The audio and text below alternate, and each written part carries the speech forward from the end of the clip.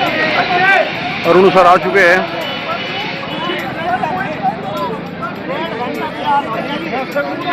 Video डाल देते तो भाई सुनो भाई थोड़ा सा गुरु जी की झलक दिखा दे। गुरु जी नमस्कार। गुरु जी टाइम लग गया।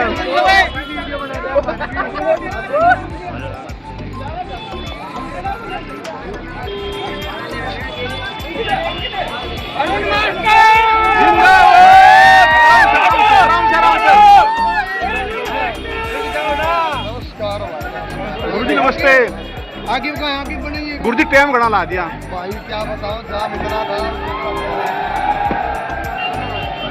गुरु जी नमस्ते। भाई देख फोन पकड़ दिया मेरा। गुरु जी गया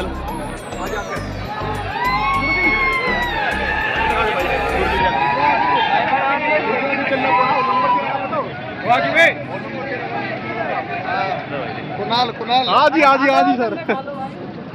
सर क्या तो याद है। जिंदाबाद।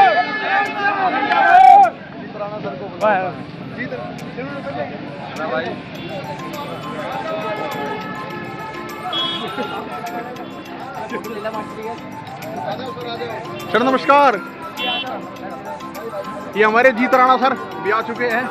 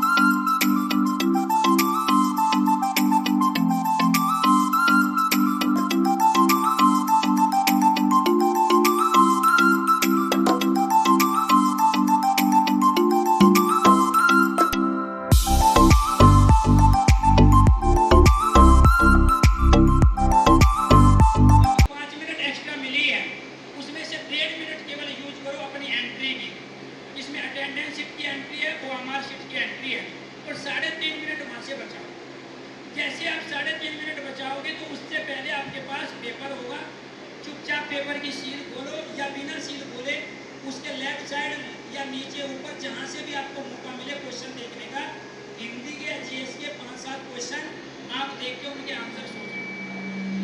बाकी बच्चों के मुकाबले आप पेपर शुरू होने से पहले 5 से 7 क्वेश्चन आगे चल रहे होंगे और बाकी बच्चों ने अभी पेपर ना तो पढ़ा है ना पढ़ा है। और ये चीज़ मैं केवल बड़ों को मैं बता रहा हूँ, बाकी जगह नहीं बताई, क्योंकि मुझे ये पता है सबसे ज़्यादा सिलेक्शन यहाँ से होना है। क्योंकि जितनी भी भर्ती रही है, जो दिल्ली पुलिस रही है, यूपी पुलिस रही है, चाहे वो इसके बाद एसएसबी या फिर आपकी एसएससी जीडी, इन सब में सबसे ज़्यादा सिलेक्शन बागपत के हुए हैं। उसका रीज़न ये है कि पुलिस फोर्स की जितनी भी वैकेंसी आती है, सबसे ज़्यादा लड़के बड़ौद के आसपास के भर्ती होते हैं, लेकिन अब लड़कियां भी पीछे नहीं हैं। और ये मेरे लिए गर्व और खुशी दोनों की बात है। लेकिन आपको स्मार्टनेस दिखानी पड़ेगी। जो 5 मिनट मिली है उसमें 3.5 मिनट बचानी पड़ेगी अपने पेपर के लिए। और दूसरा, लास्ट में जब आप पेपर दोगे तो और बच्चों के मुकाबले आप 1 से 1.5 मिनट, 2 मिनट नहीं दे रहा हूँ आपको, 1 से 1.5 मिनट आप अपना मार्कशीट उसको लेट देना। वो आपसे लेट तभी लेगा जब आप उससे किसी भी तरह का दुर्व्यवहार नहीं करोगे, बहस नहीं करोगे। आपकी डेस्क अगर गलत है, वो हिल रही है, तो आप पेपर शुरू होने से पहले उसको चेंज करा लो, वो आपका राइट है। सर इस पे पेपर नहीं दे पाएंगे, वो गंदी है तो वो साफ नहीं करेंगे। वो टीचर हैं, जिस भी इंस्टीट्यूट, कॉलेज में, यूनिवर्सिटी में या स्कूल में आपका एग्जामिनेशन सेंटर पड़ा है, वहाँ पे वो डेस्क साफ भी हो सकती है, गंदी भी हो सकती है। आपको बिना डिस्टर्ब हुए वहाँ पे वो चुपचाप बैठना है, क्योंकि हम लोग उस परिवार से हैं जो बिना रोशनी के रात को आधी रात पानी चलाने जाते हैं खेत में, और जो धूप देखते ना छाँव, पूरा दिन खेत में काम करते हैं। उसमें भी 2 टाइम जाते हैं, एक बार सुबह और एक बार फिर शाम को। तो आपको वहाँ सुविधा देखनी नहीं है ना सुविधा लेनी है। आप जैसी भी डेस्क मिली है, पंखे चल रहे हो ना चल रहे, चुपचाप बिना किसी के डिस्टर्ब हुए अपने पेपर पे फोकस आपको करना है। आप में से बहुत सारे बच्चे ऐसे होंगे जो टाइम पे सेंटर पे नहीं पहुंच पाएंगे, कुछ बच्चे ऐसे होंगे जो लेट पहुंचेंगे, और कुछ बच्चे ऐसे होंगे तो पहुंच तो गए हैं लेकिन उनके अंदर इतना ज़्यादा डर है कि शरीर वाइब्रेट हो रहा है। और ये मैक्सिमम बच्चों में होता है, लेकिन आपको ये गलती नहीं करनी है। ऐसे बहुत सारे स्टूडेंट हैं जो पहुँचे तो सेंटर पे, लेकिन 5 मिनट 7 मिनट लेट पहुँचे, और जो लेट पहुँचेगा शरीर में अलग तरह के जो नेगेटिव हार्मोन्स होते हैं वो एक्टिव होते हैं, वो ब्रेन पे सीधा असर डालते हैं, आपको डिस्टर्ब करेंगे, आपका वो समय लेंगे। एक बार आप गुस्सा करके देखो, एक बार आपके अंदर घबराहट आती है तो कम से कम 15 मिनट में जाके शरीर नॉर्मल होता है, और ब्रेन के ऊपर असर होता है उसका कम से कम 12 घंटे का। तो इसलिए ऐसा कोई कदम, ऐसा कोई शब्द, ऐसा कोई सेंटेंस आपको किसी के साथ यूज नहीं करना है जिससे हमारा ही नुकसान हो। अगर आप, सर की एक बड़ी बात है जो मैं भी नोटिस करता हूँ, सर ये कहते हैं कि अगर बच्चों की तैयारी सबकी बढ़िया होती है और कोई भर्ती होना चाहता है, अगर वो एग्जामिनेशन सेंटर पे पहुँच गया तो समझ लो उसने आधी जंग जीत ली है। ये बड़ी चीज़ है। अभी हम आ रहे थे, 5 बजे आना था, हमने जब देखा गूगल पे सर्च करके कि कितना टाइम हमें कांधला से यहाँ पे लग रहा है, तो हमें सिर्फ 32 मिनट दिखाई गई, और पहुँच कितने में रहे हम? 1 घंटा 4 मिनट।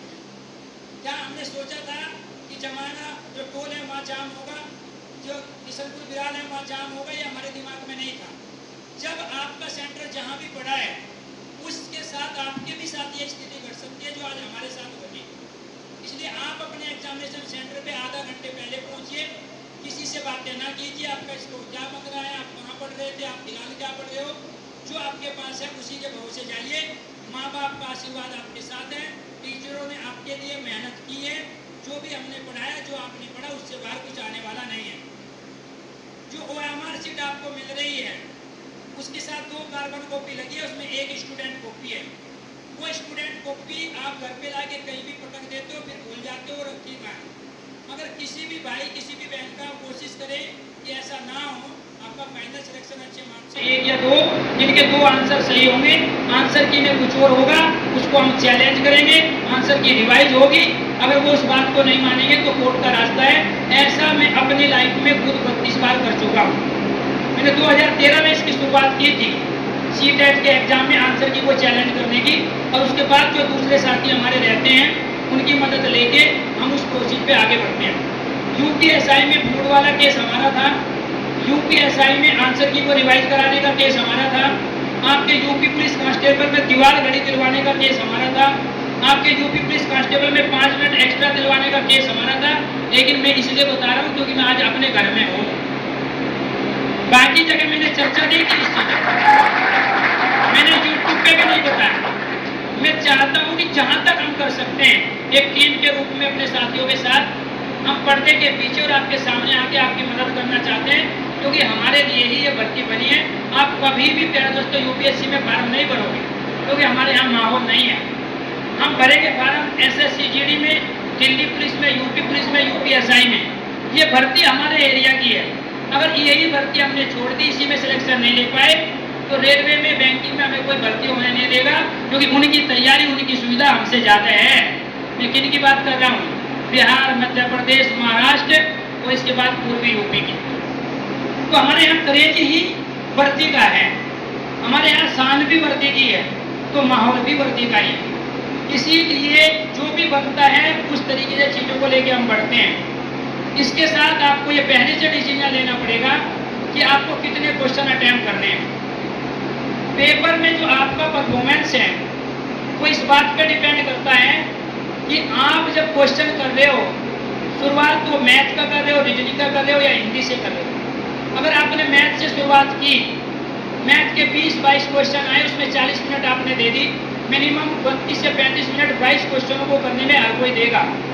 अगर आपने स्टार्टिंग में ही मैथ से शुरुआत करके 40 मिनट दे दी या 35 मिनट लग गई, तो आपके ऊपर प्रेशर हावी होगा, क्योंकि आपको बाकी बची हुई मिनट में रीजनिंग, हिंदी और बाकी सब्जेक्ट आपको करना है जीएस के। इसलिए कभी भी मैथ आपका अच्छा है, नो डाउट, और मैथ हमारे इस एरिया का अच्छा होता भी है, लेकिन आपको मैथ से शुरुआत नहीं करनी है, क्योंकि वो समय ज़्यादा लेगा और आपके ब्रेन की उस समय स्पीड बहुत कम होगी, स्लो होगी। जब आप कोई भी एग्जाम देते हो तो स्टार्टिंग के आधे घंटे या 1 घंटे में आप उतना काम नहीं करते जितना लास्ट के आधे घंटे और 1 घंटे में करते हो। उसके पीछे रीजन है हमारा ब्रेन का एक्टिव होना। हमारा ब्रेन किसी भी चीज़ में एक्टिव तब होता है जब आप उसको सही फंक्शन, सही डायरेक्शन या कुछ समय देते हो।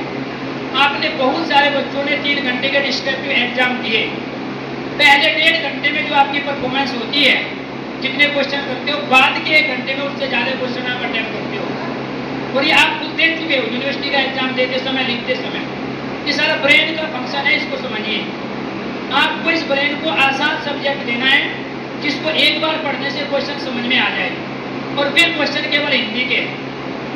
हिंदी में ऐसा कभी नहीं होगा आपके पास कि एक हिंदी के क्वेश्चन को आपको 2 से 3 बार रीड करना पड़ गया हो तब समझ में आया कि गला पूछ क्या रहा है। मैं कह रहा हूँ कि हिंदी के क्वेश्चन आप इतनी जबरदस्त प्रैक्टिस है, तो मैं पूरा क्वेश्चन कई बार नहीं पढ़ता, उसमें क्या होता है, पर्यायवाची बताओ, अनेकांती बताओ, विलोम बताओ, और उसमें बहुत सारे सेंटेंस लिखा होता है, निम्नलिखित 4 विकल्प दिए गए हैं, दिए गए विकल्प में से पर्यायवाची छानिए। जब आपको पर्यायवाची दिखाई दे रहा है तो उसके अलावा 4 ऑप्शन दिखाई दे रहे हैं, तो कुछ और तो आपसे पूछेगा नहीं। तो हिंदी की हालत ये है कि वहाँ बिना क्वेश्चन पढ़े भी आप डायरेक्ट आंसर दे सकते हो, केवल एक शब्द को देखिए कि ये पर्यायवाची है, विलोम है, तो आपको वहाँ से समय भी बचाना है।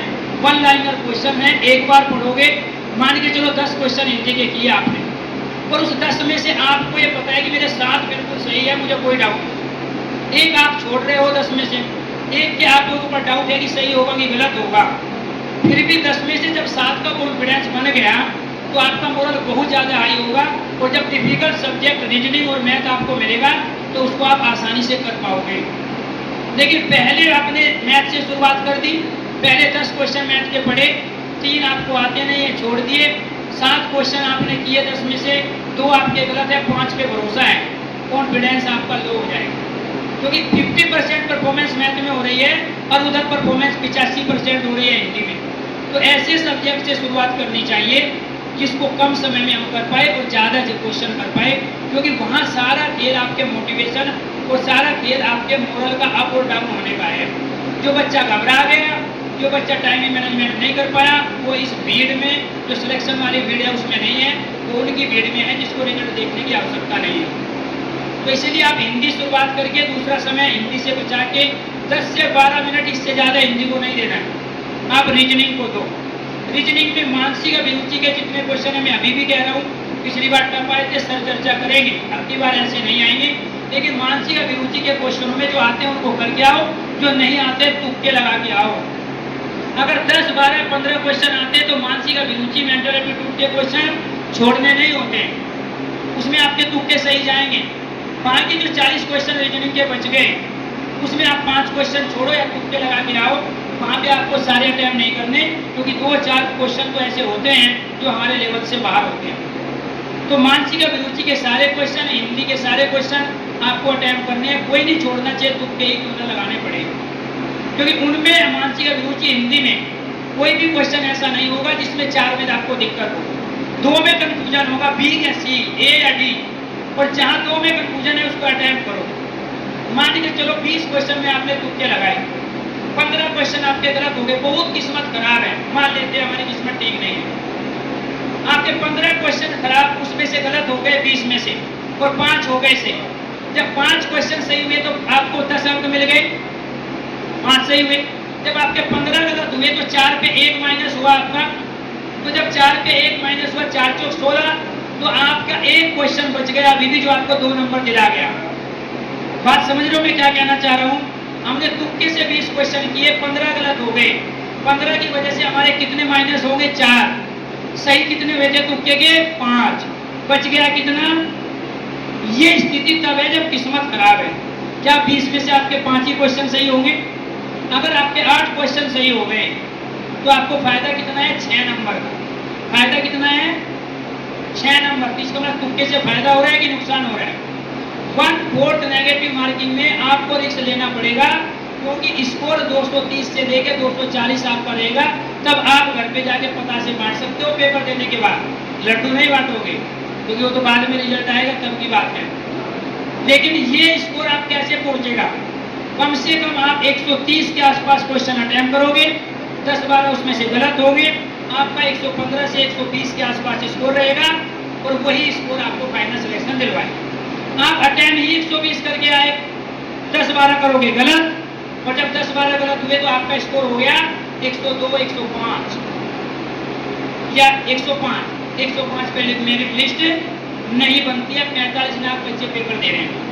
अब दूसरी दिक्कत क्या है? सर जी हमारे तो आई 105 रहे मॉक टेस्ट में, हमारे तो 98 आ रहे हैं, 110 आ रहे हैं, 112, इससे ऊपर तो जा ही नहीं रहे।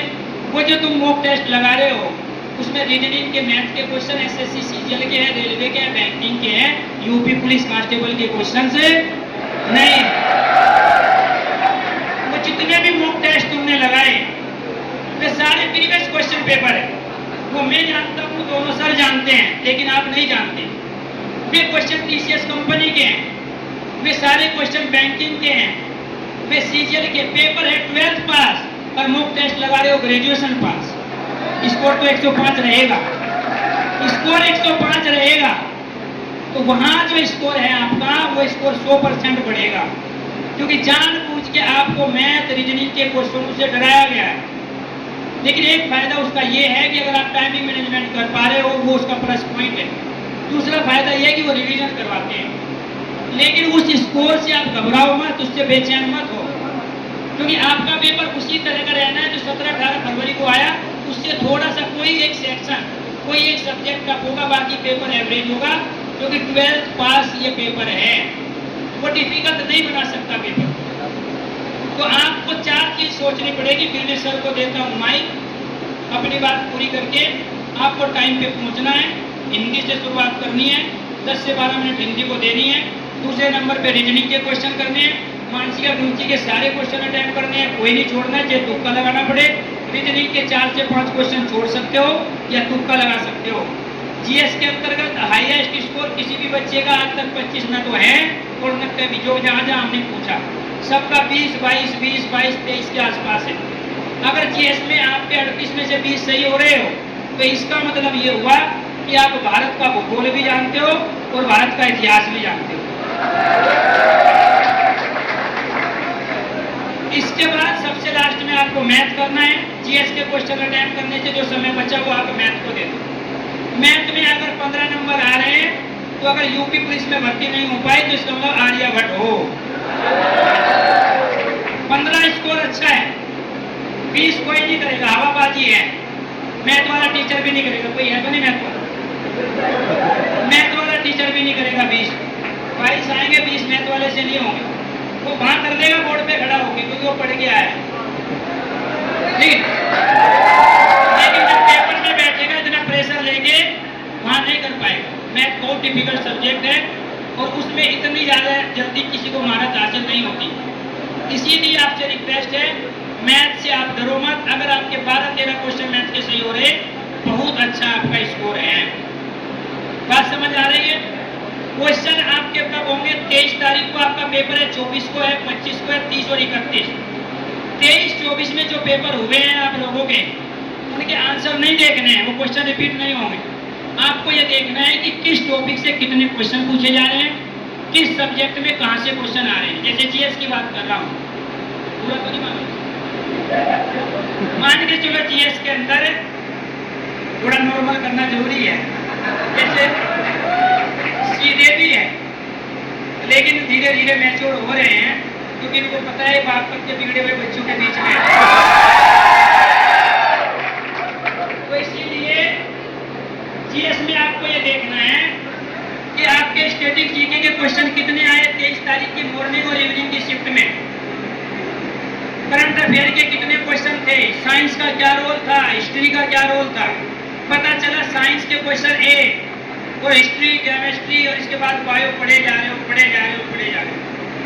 तो 23 तारीख की दोनों शिफ्ट आपको ये क्लियर कर देगी कि जीएस के अंदर, रीजनिंग के अंदर, हिंदी के अंदर कहां से कितने क्वेश्चन किस टॉपिक से पूछे जा रहे हैं। फिर बाकी शिफ्ट में उसी तरह की चीजें रहेगी। यूपीएसआई के जो पेपर सेट हुए थे टीसीएस कंपनी ने किए थे, ये क्वेश्चन जो 10 पेपर खुलेंगे वहां जो 40 क्वेश्चन पेपर बने हैं, ये भी टीसीएस कंपनी से क्वेश्चन बैंक से क्वेश्चन लिए गए हैं। तो आप जीएस के अंदर ये देखो किस सब्जेक्ट में कहां से कितने क्वेश्चन, रीजनिंग के कौन से भी टॉपिक है जहां से 2-2, 3-3 क्वेश्चन पूछे जा रहे हैं। ये फायदा किनको होगा? जिनका 25 को एग्जाम है, 30 को 31 को है। लेकिन मैं ज्यादा खुश ना हूं, उनको 23 तारीख वाले बच्चों के मुकाबले 5 से 7 क्वेश्चन ज्यादा सही करने पड़ेंगे, अदरवाइज नॉर्मलाइजेशन में उनके नंबर कम हो गए। उसका रीजन ये है, नॉर्मलाइजेशन जो काम करता है, किस शिफ्ट में कितने बच्चे अपेयर हुए, मैक्सिमम स्कोर उनका क्या रहा, कितने क्वेश्चन अटेम्प्ट किए गए और ज्यादातर का जो स्कोर था वो क्या रहा। इस आधार पे नॉर्मलाइजेशन की गुणा भाग करके वो देखा जाता है कि पेपर टफ था, एवरेज था या इजी था। बाद वाले बच्चे 7 से 8 क्वेश्चन भी सही कर सकते हैं, क्योंकि उनको पता है क्वेश्चन कहां से पूछा जा रहा है। अगर 30-31 वाले बच्चे वही स्कोर करके आ रहे हैं जो 23-24 वाले करे, तो सिलेक्शन 23-24 वालों का होगा, 30-31 वालों का नहीं होगा। क्यों? क्योंकि बाद में जो बच्चे हैं, 30-31 वाले जो बच्चे हैं, उनको पता चल चुका है पेपर का फॉर्मेट क्या है, पेपर का लेवल क्या है, क्वेश्चन की वेराइटी क्या है, कहां से क्वेश्चन पूछे जा रहे हैं। इसलिए वहां बच्चे ज्यादा अटेम्प्ट करेंगे। आप 23-24 को अटेम्प्ट करके आए, टोटल क्वेश्चन 125, मैं गारंटी के साथ कहता हूँ 30-31 वाले 125 से 5 से 7 क्वेश्चन ज्यादा करेंगे। वो इसलिए करेंगे क्योंकि जहां उनको लगेगा ये तो क्वेश्चन पूछा जा रहा है, ये तो मेरा टॉपिक तैयार ही नहीं है, 4 दिन का बीच में गैप है, वो सारा रिवाइज कर देगा दोबारा से। इसलिए जो 23-24 को क्वेश्चन पेपर आपके होने वाले हैं, उनके आंसर नहीं खोजने, आंसर नहीं देखने, ये देखो कि क्वेश्चन कहां से पूछा जा रहा है। बात समझ रहे हो? किस टॉपिक से कितने क्वेश्चन आ रहे हैं, और वो सब्जेक्ट वाइज लिख लो अपने रजिस्टर पर, और जहां जहां जिस टॉपिक में जितने डाउट है पहले वे डाउट क्लियर करो, नया कुछ भी मत पढ़ो, तब जाके आपका फाइनल सिलेक्शन हो जाएगा। अगर आपने ये सारी बातों का ध्यान रख लिया। टाइम बचाना है, बाद में 1.5 मिनट लेनी है, जो वहाँ पे ड्यूटी दे रहे हैं उनसे स्मार्टनेस का प्रयोग करके। पहले 5 मिनट मिली है, 3.5 मिनट बचानी है स्मार्टनेस का प्रयोग करके। इसके साथ पहले हिंदी से शुरुआत करनी है, मैथ पे जाके छोड़ देना है। अगर इस तरीके से आपने कामयाबी ले ली, तो मैं कह रहा हूँ बाकी बच्चों के मुकाबले आपका स्कोर ज़्यादा अच्छा होगा। और मुझे यकीन है कि जितने भी बच्चे यहाँ बैठे हैं, इनका तो सिलेक्शन होगा। और जो आए थे चले गए, उनका एक तुक्के वाला क्वेश्चन गलत होगा, बाकी सारे ठीक होगा। राम राम, कैसे हो सभी? तैयारी बढ़िया? हाँ जी। भाई इतना समय आप लोगों ने हमें दिया तो मुझे लगता है कि तैयारी बेधड़क बेखौफ आपकी तैयारी है। तो सर ने बहुत अच्छी अच्छी बातें बताई कि भाई स्मार्टनेस से ही इस जंग को जीता जा सकता है। अब एग्जामिनर आपके पास जो है, जो आपका पेपर ले रहा है, वो सर भी हो सकता है, वो मैडम भी हो सकती है जो आपका पेपर दिलवाएगा अंदर। अब एक बात बताओ, तुम किसी सेंटर पे गए और जाते तुम्हें कहा गुरुजी और पैर छूलिए, गुरुजी बड़े खुश हो जाएंगे तुमसे देख के, भाई बड़ा बढ़िया बच्चा है। और लास्ट में जब तुम सवाल करके कहोगे ना गुरुजी एक सवाल करने दो, दो सवाल करने दो, तुम्हें टाइम दे देगा। और उसी गुरुजी से तुम लड़ पड़ोगे कि गुरुजी पंखा नहीं चल रहा, पानी ठीक नहीं है, डेस्क पे धूल मिट्टी है, तो गुरुजी तो पेपर छीन लेगा तुमसे। समझ आई बात में? तो सारा का सारा क्या है, व्यवहार आपको नंबर दिलाएगा, आपके स्मार्टनेस आपको नंबर दिलाएगी। अब कोई मैडम है लेडीज वहां पे, तो उसके सूट की सैंडल की तारीफ कर दो, वैसे ही कुछ हो जाएगी। इतना तुम दोगे 4 क्वेश्चन कर लें, ज्यादा तारीफ भी नहीं करनी, ठीक है। यानी एक डिसेंट व्यवहार आपको वहां बनाकर रखना है, एक छवि अपनी अच्छी बना लेनी है, क्योंकि इस भीड़ में अलग जब होना है ना, तो वो 60,000 जो भर्तियां हैं वही अलग होंगे बच्चे जो अपनी स्मार्टनेस से, अपनी मेहनत से, अपनी तैयारी से जो एग्जाम देकर आए हो। रीजनिंग की जहां तक मैं बात करूं, सर ने ऑलरेडी बता भी दिया है कि भाई रीजनिंग में आपका स्कोर ठीक ठाक अभी आ रहा है, 40 से 45 नंबर आ रहे हैं भाई सभी के आ रहे हैं। तो 55 मान लो मानसिक अभिरुचि के मिला के, तो 45 क्वेश्चन तो आप वैसे ही अटेम्प्ट करोगे, 5 में तुक्के का रिस्क ले सकते हैं, 4 से 5 क्वेश्चन आप छोड़ सकते हैं, कोई सीरीज का सवाल आपसे नहीं बना, कोई मिसिंग नंबर मैट्रिक्स का सवाल आपसे नहीं बना, तो कोई दिक्कत नहीं है। ये भी एक कला होती है कि परीक्षा में किस प्रश्न को अटेम्प्ट करना और किसको छोड़ना, ये कला आपको आनी चाहिए। अब कई क्या करते हैं कि एक सीरीज का सवाल लेके बैठकर उसमें 1.5-2 मिनट खराब कर दिए, तो ये बड़ा घाटे का सौदा होगा आपके लिए। सीरीज जैसे सवाल को, मिसिंग नंबर जैसे सवाल को मात्र 30-40 सेकंड तो बन रहा तो ठीक है, नहीं तो जिगरा होना चाहिए भाई, छोड़ के चलो आगे चलते हैं, और लास्ट तक वो समय आपको मैथ्स में भी देना है। तो इसलिए मैं कह रहा हूँ कि एक बैलेंस अप्रोच आपको वहां पे लगानी पड़ेगी। और ये बड़ी छोटी छोटी बातें हैं, जैसे जो आपने OMR शीट के लिए मार्कर खरीदना है, वो ऐसा मार्कर होगा जो थोड़ा सा बोल्ड चलता, 0.9 mm का खरीदने का प्रयत्न करें, अगर आपको मिल जाए। आप लोगों ने ऑनलाइन एग्जाम बहुत दिया, ऑफलाइन नहीं दिया, तो मैं कहूँगा एग्जाम से पहले 5 मॉक टेस्ट आपको ऑफलाइन देने। एक तो हम अभी आपको दे रहे हैं, उसके बाद हम टेलीग्राम चैनल पे, सर भी अपने टेलीग्राम चैनल पे डालेंगे, डेली का एक मॉक टेस्ट डालेंगे, वही मॉक टेस्ट आपको देखना है। और उसमें ये देखना कि टाइम मैनेजमेंट आपका कैसा हो रहा है, क्योंकि ऑनलाइन टेस्ट देने में और रिजल्ट सबमिट करने में बड़ा फर्क पड़ता है। अगर आपको मैं OMR शीट दे दूं और गोले गोले भरने में तो 12-15 मिनट तो सर्कल करने में लग जाते हैं आप लोगों के, जबकि वहां तो एक बटन में आंसर सबमिट हो जाता है ऑनलाइन एग्जाम में। इसलिए ऑफलाइन है, समय को आपको मैनेज करना है, और समय आप बहुत अच्छे से मैनेज करेंगे, सेंटर पे टाइम से पहुंच जाएंगे। तो नेगेटिव लोगों से दूर रहिएगा। कुछ बच्चे ऐसे होते हैं जो सारा साल कुछ नहीं पढ़ते, पर वहां पढ़ाकू पढ़ के दिखाते हैं, किताब खोल के खड़े हो जाते हैं कि मैं तो बहुत पढ़ाकू हूँ। ऐसे होंगे वहां पे, दिखाएंगे उन्हें पूरा साल किया कुछ नहीं है, बस वहां किताब खोल लेनी है। भाई छवि है, कल को अगर रिश्ता विश्ता आ जाए वहां से किसी का, तो कहते हैं भाई तो बहुत पढ़ाकू था, सेंटर पे पढ़ रहा था, मैंने देखा था इसको। वो लोग नेगेटिविटी फैलाते हैं, वो क्या करेंगे, वो तुम्हारा ध्यान भटकाएंगे कि भाई ये टॉपिक ना, ये जरूर पढ़ना था, तुमने पढ़ा नहीं होगा। भाई जो पढ़ा सो ठीक, जो ना पढ़ा वो भी ठीक। अपनी तैयारी पर विश्वास रखना, ठीक है। स्क्रीन से दूर रहना, जब भी आपका एग्जाम हो उससे एक दिन पहले 24 घंटे गैप मेंटेन करना। कोई वीडियो वगैरह कुछ यूट्यूब मैराथन कुछ देखने की जरूरत नहीं है, एक दिन से पहले एकदम साइलेंट हो जाना। और अभी आपके पास आधा घंटा रोज सुबह शाम प्राणायाम करो, लंबा सांस लो, छोड़ दो, 10 मिनट कर लो, 15 मिनट कर लो, और कुछ नहीं करना। लंबा सांस करो, कॉन्सेंट्रेशन बना के रखो, डिस्ट्रैक्शन को हावी मत होने दो, बहुत जरूरी है आप लोगों के लिए, क्योंकि आपका एग्जाम बड़ी नजदीक है। तो सुबह भी आपको ये करना है, शाम को भी आपको ये करना है। और सोने से पहले जब आप आंख बंद करते हो ना, तो ये सोच के सोना है कि भाई मेरे तन पे वर्दी सज चुकी है और मैं ट्रेनिंग में अंदर परेड कर रहा हूँ। ये सपना आपको रोज देखना है, और इस सपने के साथ ही आपको नींद में खो जाना है। तो जब जो सपने आप देखते हैं तो पॉजिटिव ऊर्जा एक्टिव होती है, और पॉजिटिविटी आपके मन में जागृत होती है। और वही बच्चों के जो तुक्के वाले सवाल हैं वो सही होते हैं, मैं बता दे रहा हूँ आपको, क्योंकि पॉजिटिविटी बड़ी होती है। और अगर तुक्के में कोई गलती रहेगी तो आज लोग हम आप लोगों के सिर पे हाथ रखने आए हैं, हाथ रखेंगे तो तुक्के वाले सवाल सारे सही निकलेंगे। ठीक है, तो एकदम जोश कैसा है, जोश पूरा है भाई। बोलो भारत माता की, भारत माता की, वंदे वंदे वंदे। तो ये पुलिस भर्ती है हमारी, ये पुलिस भर्ती है हमारी, ये पुलिस भर्ती है हमारी, तो इस बार आपका सिलेक्शन होगा। इसी पॉजिटिविटी के साथ मैं अब बातों का समापन करूंगा, और अगर कोई भी नेगेटिव आदमी है तो खींच के देना उसके मुंह पे, अगर कोई उल्टी बात करे। फालतू बात नहीं सुननी किसी, बस पॉजिटिविटी से भरे रहना है कि भाई जो कर रखा हमने बढ़िया कर रखा है, और इस बार पेपर में धुआं उठा के आना है। समझ में आई बात? चलिए, जय हिंद। राम राम भाई, क्या हाल है? बढ़िया। तो मैं बागपत में आज पहली बार आ रहा हूँ, मतलब ऐसा है, मैं ज़्यादा नहीं आया था। वैसे मैं मेरठ बुलंदशहर उधर साइड का हूँ, ठीक है, तो ज़्यादा फर्क ना हो, ठीक है। जितना खून तुम्हारा गर्म है इतना ही मेरा भी। पश्चिमी उत्तर प्रदेश की खून की बात ही अलग है। अब मेरी बात सुनो बहुत ध्यान से। जीएस के सेक्शन की अगर हम बात करें, 38 टोटल आपके क्वेश्चन है, और लेकिन 38 के 38 क्वेश्चन आपका कोई भी नहीं कर पाएगा पूरे के पूरे क्वेश्चन। तो ध्यान दीजिए कि अभी वर्तमान में जो आपका बचा हुआ समय है, उसमें आप जितने ज्यादा से ज्यादा हो सके उतने क्वेश्चन अटेम्प्ट करो।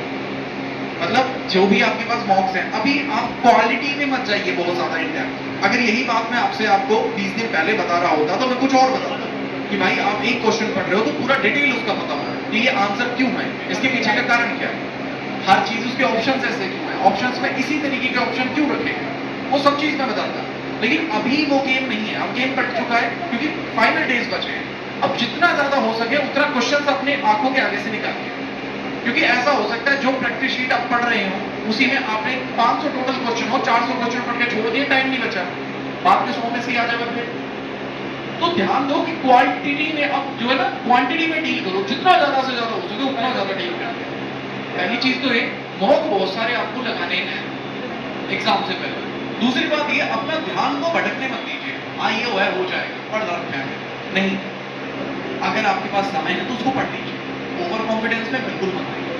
दूसरी चीज, जैसा मैंने बताया, अपने ध्यान को केंद्रित रखिए। जब आप एग्जाम सेंटर पे जाएंगे तो बहुत कूल माइंड से जाइए, आराम से, बहुत ध्यान से याद रखना। जैसे लड़कियां हैं, वहां जाके गलती सीट देंगे, ओह मैं तो नहीं बैठ पाऊंगी, अरे क्या मतलब है, पेपर देने के लिए आए हैं आप। और बाकी लड़कों के लिए विशेष सूचना, देखो 2 घंटे में कुछ नहीं हो सकता, रिश्ता तो बिल्कुल भी नहीं, ठीक है।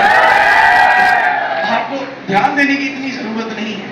अगर आपकी नौकरी लगी तो वैसे रिश्ता घर वाले करवा देंगे, ठीक है। तो उस चीज पे ज्यादा ध्यान दो, ठीक है। रिश्ते मत लेके जाओ, पेपर देने के लिए जाओ, ठीक है। बाकी जय हिंद, जय भारत, बढ़िया तरीके से चीजों को रखो।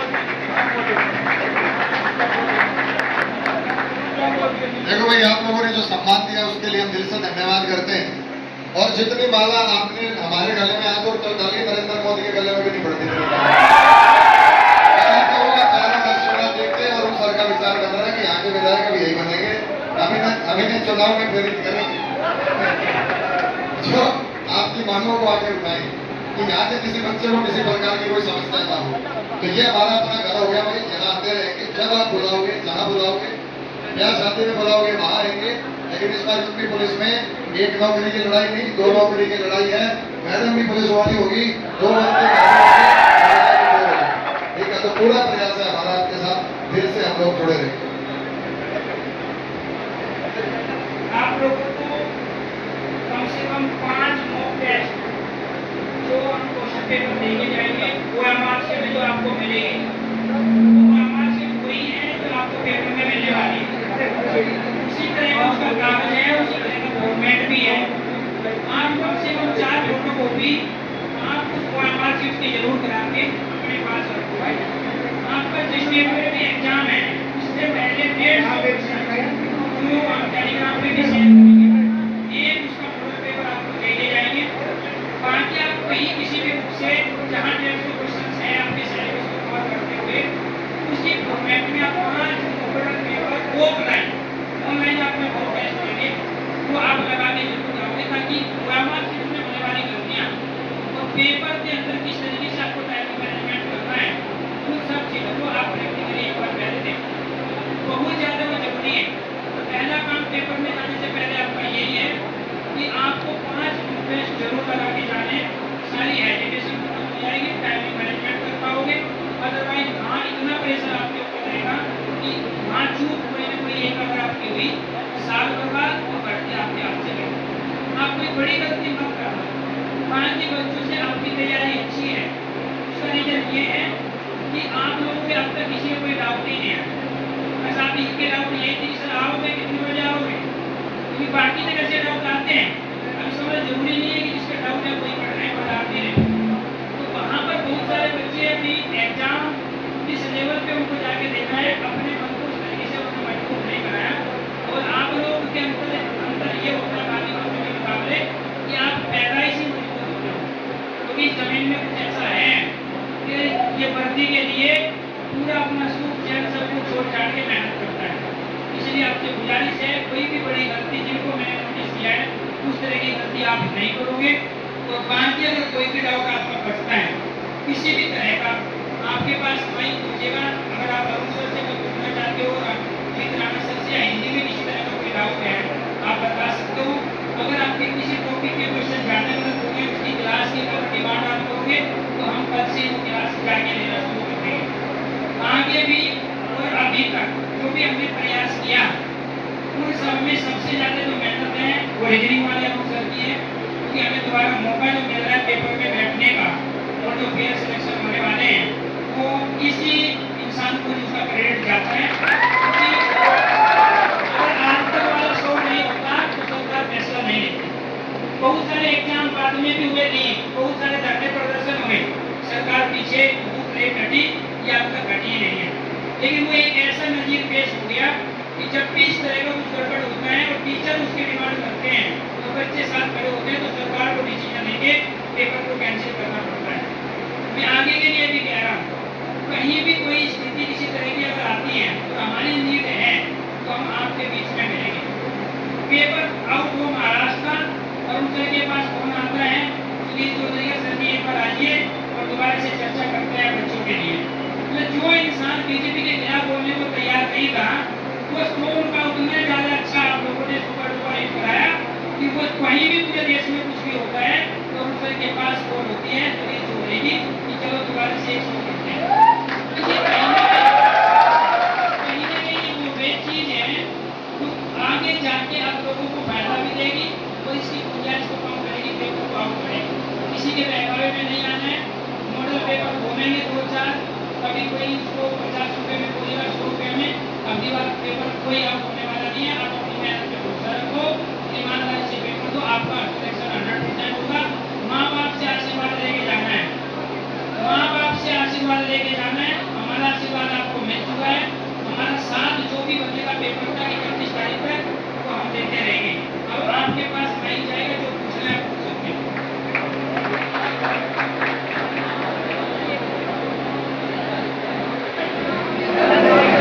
हाँ ये सब बात बेटा आपसे सीट पे हो भाई, सीट पे गलत बात है ये। सीट पे बेटा, सीट पे हमारी सीट पे यही क्वेश्चन पेपर मिलेगा भाई, सीट पे सबको देंगे देंगे। वो भाई ऐसे नहीं वापस मना कर दो, ऐसे नहीं। सीट पे बैठा, गलत बात है, गलत बात है। छीन रहे हाथों से, सीट पे बैठे, सीट पे बैठा हुआ। हेलो भाई आराम से अपनी सीट पे बैठ जाओ सभी एक बार। सबको वहीं मिलेगी। क्वेश्चन पेपर आपकी सीट पे ही आ जाएगा, एक बार प्लीज बैठ जाओ। इस भाई को सभी जानते हैं ना? नहीं जानते हो क्या? जानते हो? ये आपके लाइब्रेरी गई है तो मैं इनकी जिम्मेदारी देता हूँ, हर एक बच्चे को मिलेगी शीट। एक दो के पास अगर कॉपी रह जाएगी तो फोटो कॉपी करा के दे देगा, ठीक है? आप कल को घरवाले को भी पहचानने को निकाल करते हैं अपनी जगह से जनता भाई लाइब्रेरी। अब तुम्हारे बीच में आलो बेटा, एक एक बच्चे के सिर पे आते रहेंगे, बढ़िया तुक्के वाले क्वेश्चन तुम्हारे सही होंगे, मान लेना। भाई प्लीज थोड़ा सा शांति बनाए रखें और बाहर चलते रहे, बाहर की तरफ चलते रहे, बाहर की तरफ, और टीचर्स को बाहर की तरफ लेके चले, बाहर की तरफ चलते रहे, बाहर की तरफ। और क्वेश्चन पेपर हमने दे दिया है, सभी क्वेश्चन पेपर ले लें। मोहित सर को बाहर की तरफ लेके चल, किसी भी प्रकार की मोहित सर को बाहर की तरफ लेके चल, मोहित सर को बाहर की तरफ लेके चल। मोहित, दीपक प्लीज एक बार